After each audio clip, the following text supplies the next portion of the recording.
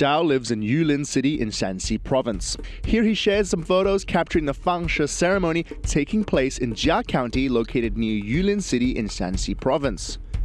He told us that this is a traditional ceremony that started thousands of years ago only in this county and occurs once a year. It is something you will not see with any tourist group. Zhao visited Jia County last year during the Spring Festival, where he saw the ceremony up close. Fangshe is a Taoist ceremony to pray for good luck, longevity, and peace. This picture named Da Cu Tan, which means to pour the vinegar on burning coal, shows us how the ceremony begins. According to Zhao, the first step is to clean the tools. After this opening ceremony, villagers will take all of these puppets on foot to the top of the mountain. These puppets, which were all made in advance, are actually sculptures of the different gods, and there are 13 puppets in total. 4 of these represent the gods of the year, month, day, and hour. Another 8 represent the 8 gods of caves, while the final 1 represents the god of longevity. When the gods arrive at the top of the mountain, there is a big preparation process that takes place. First, the villagers will gather a very long piece of rope that runs all the way from the summit to the base of the mountain. This rope will actually work as a zip line for these puppets all the way down. Once the rope is ready, they will string these sculptures in order, with the god of longevity going last, since he is of the most importance. After each puppet has been put in order, then villagers will gather rocks at the top of the mountain to attach to the bottom of each puppet. This is done to keep them balanced when they are sent down the rope. Of course, different sizes of the puppets require different size rocks, so this process is a very careful one as they need the trip down to be as smooth as possible.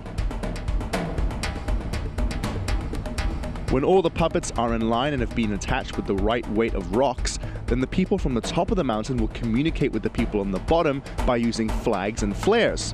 Once the proper signal is given, then the ceremony begins. The ceremony begins and over 30 people participate in the ceremony. A local Taoist will read some scriptures first. Then people on the peak will drop the rope down the mountain, and the people waiting in the village tie the rope onto a tree beside the temple. Zhao Pengfei told us that only experienced villagers are allowed to handle the rope because it's imperative that the god sculptures must land safely. They use many ways to control the speed and balance of the sculptures, with at least 10 people helping to control the rope down the mountain. Before giving the sculptures a push down the mountain, villagers will attach some firecrackers as well as a bunch of dried grass to the back of the sculpture, then light both. As it zips down, it will be smoking and making a lot of noise.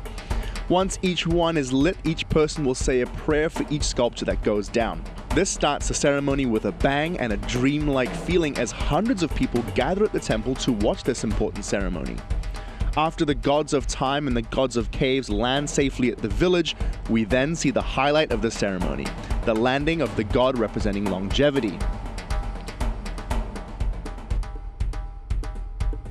All villagers will run forward and fight for the sculpture as he arrives, because he comes down bearing gifts, and if you manage to get a hold of one of these, then it will bring you luck for the whole year.